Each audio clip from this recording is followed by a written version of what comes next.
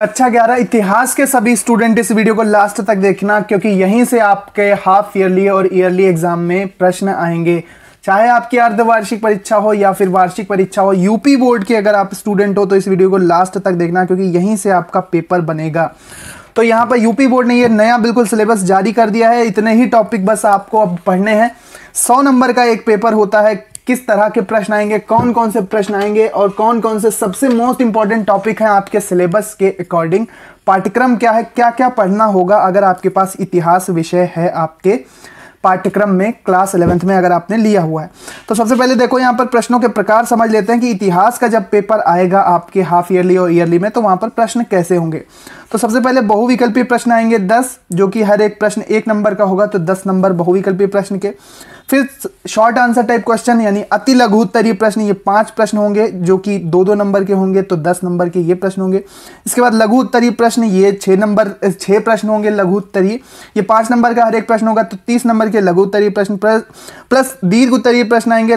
3 long answer type के प्रश्न पूछे जाएंगे इतिहास से, जो कि हर एक प्रश्न 10 नंबर का होगा। इसके बाद मानचित्र कार्य 5 प्रश्न आएंगे मानचित्र कार्य पर, हर प्रश्न 2 नंबर का होगा, तो 10 नंबर का मानचित्र कार्य। उसके बाद ऐतिहासिक घटनाक्रम, ये प्रश्न 10 नंबर, ये 10 प्रश्न होंगे जो कि हर एक प्रश्न 10 नंबर का होगा, तो 10 नंबर का ऐतिहासिक घटनाक्रम पूछा जाएगा। तो अब देख लेते हैं कि सिलेबस में कौन कौन से टॉपिक आपके रखे गए हैं। यूपी बोर्ड ने जो सिलेबस जारी किया है 2024 की परीक्षा के लिए, आगे भी यही सेम सिलेबस रहेगा। 30% सिलेबस काट दिया गया था कोविड काल में, लेकिन ये फिर से सिलेबस वापस से जोड़ दिया गया।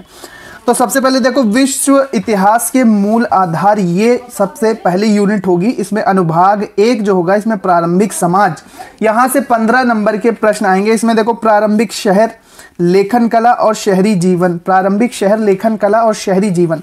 इराक 3री सहस्राब्दी ईसा पूर्व के विशेष संदर्भ में ये पढ़ना है। इसके बाद शहरों का विकास कैसे हुआ, ये टॉपिक पढ़ाया जाएगा। प्रारंभिक शहरी समाज की प्रकृति कैसी थी, यानी कि जो सबसे पहले शहर बसे वो किस प्रकार के थे, ऐतिहासिक घटनाक्रम में इसको समझाया जाएगा, पढ़ाया जाएगा। यहाँ से आपके 15 नंबर के प्रश्न आएंगे, तो इसको ध्यान से आपको पढ़ना है। इसके बाद परिचर्चा में लेखन कला के विकास पर परिचर्चा, यह इस अनुभाग में आपको देखने को मिलेगी। नेक्स्ट देखो अनुभाग दूसरा जो है ये साम्राज्य है, यहाँ से 25 नंबर के प्रश्न आएंगे। 3 महाद्वीपों में फैला हुआ साम्राज्य इसमें पढ़ाया जाएगा। रोमन साम्राज्य 27 ईसा पूर्व से 600 ईस्वी के संदर्भ में, यहाँ पर रोमन साम्राज्य में क्या क्या राजनीतिक विकास हुआ था, आर्थिक समृद्धि कैसी थी, धार्मिक सांस्कृतिक आधार कैसे थे, उत्तरजीविता कैसी थी। इसके बाद परिचर्चा का विषय होगा दास प्रथा के विभिन्न आयाम कौन कौन से थे इस अनुभाग नंबर 2 में, यानी कि साम्राज्य में ये सारे टॉपिक आपको पढ़ाए जाएंगे रोमन साम्राज्य के संदर्भ में। रोमन साम्राज्य 27 ईसा पूर्व से लेकर 600 ईस्वी तक का जो इतिहास था वो इस अनुभाग में पढ़ना है। इसी में तीसरी यूनिट है, अनुभाग 2 में तीसरी यूनिट है यायावर यानी खाना बदोश साम्राज्य कौन सा था, 13वीं से 14वीं शताब्दी के मंगोलों के विशेष, मंगोलों का जो इतिहास रहा है उसके संदर्भ में ये पढ़ाया जाएगा। इसमें यायावरी यानी खाना बदोशी जो अपना घर जो बदलते रहते हैं, उनकी प्रकृति कैसी थी, उन्हीं को खाना बदोश कहते हैं। साम्राज्यों का निर्माण कैसे किया इन्होंने, अन्य राज्यों के संदर्भ में, और यहाँ पर लड़ाइयाँ कौन सी हुई, युद्ध कौन से हुए और विजय कौन कौन सी प्राप्त की गई। परिचर्चा का विषय होगा यायावर यानी कि खाना बदोश समाजों का राज्य और निर्माण के संबंध में, राज्य निर्माण के संबंध में। इसके बाद अनुभाग 3 देखो बदलती परंपराएं, ये 25 नंबर का अनुभाग है। यहाँ पर आपको सबसे पहले 3 वर्ग जो श्रेणियां हैं इसके बारे में पढ़ाया जाएगा। मुख्यतः यूरोप की 13वीं से लेकर 16वीं शताब्दी तक का जो इतिहास है, इसमें सामंती राज्य और अर्थव्यवस्था कैसी थी, राज्यों का संगठन कैसा था, ठीक है, राज्यों का संगठन कैसा था। इसके बाद सामंतवाद और पतन के इतिहास, पतन पर सामंतवाद के पतन पर इतिहासकारों ने क्या क्या विचार प्रस्तुत किए, इस बारे में पढ़ाया जाएगा। यहाँ से क्वेश्चन बनेंगे आपके हाफ ईयरली और ईयरली एग्जाम में।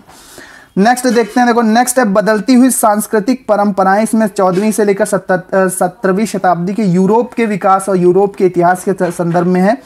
इसमें साहित्य और कला के नए विचार, इसमें साहित्य एवं कला में नए विचार एवं प्रतिमानों का उदय, पूर्ववर्ती विचारों के साथ सहसंबंध, पश्चिम एशिया का योगदान, परिचर्चा यूरोपीय पुनर्जागरण के विचार की वैधता पर इतिहासकारों का दृष्टिकोण। इसके बाद अनुभाग 4 देखो, अनुभाग 4 जो है ये आधुनिकीकरण की ओर, यहाँ से 25 नंबर के प्रश्न आएंगे। इसमें मूल निवासियों का विस्थापन उत्तरी अमेरिका और ऑस्ट्रेलिया के 18वीं शताब्दी से लेकर 20वीं शताब्दी का जो इतिहास रहा है इसके बारे में पढ़ना है। इसके बाद श्वेत उपनिवेशवादी समाजों का संगठन, स्थानीय निवासियों यानी मूल निवासियों का विस्थापन एवं दमन। और इसके बाद परिचर्चा का विषय है यूरोपीय उपनिवेशवाद का मूल निवासियों पर प्रभाव पर इतिहासकारों के दृष्टिकोण पर परिचर्चा। इसके बाद 7वीं यूनिट है आधुनिकीकरण के रास्ते। इसमें पूर्व एशिया यानी कि पूर्व एशिया के 19वीं से 20वीं शताब्दी के उत्तरार्ध के संबंध में ये इतिहास काल जो रहा है। जापान में सैन्यवाद और आर्थिक विकास। इसके बाद चीन में साम्यवादी विकल्प, आधुनिकीकरण पर इतिहासकारों के विचार विमर्श। और इसके बाद मानचित्रकार आएगा। यहाँ पर 1 अंक सही उत्तर तथा 1 अंक सही स्थान हेतु निर्धारित किया गया है। ये मानचित्र का कार्य आपको आपके टीचर सही से समझाएंगे।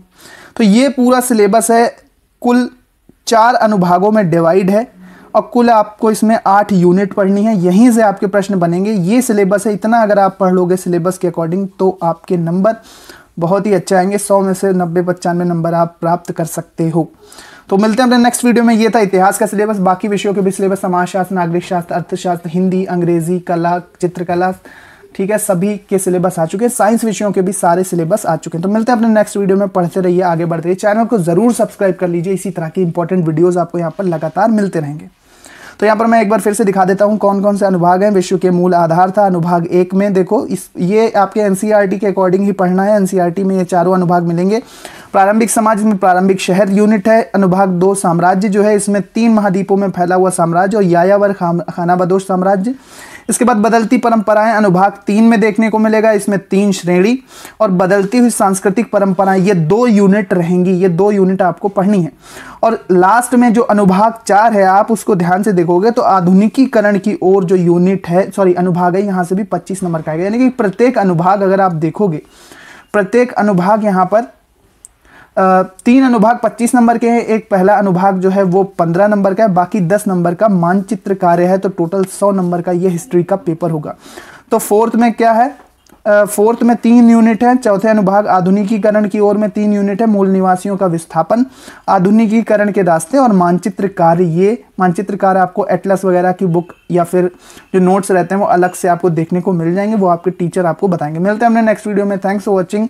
चैनल को जरूर सब्सक्राइब करो। इसका PDF आपको टेलीग्राम चैनल पर मिल जाएगा। टेलीग्राम चैनल का जो लिंक है वो डिस्क्रिप्शन में दिया हुआ, जाओ जाके ज्वाइन करो और यहाँ पर सभी विषयों के PDF आपको मिल जाएंगे। साथ ही साथ आप UPMSP की ऑफिशियल वेबसाइट से भी किसी भी विषय का सिलेबस 9 से लेकर 12th तक डाउनलोड कर सकते हो।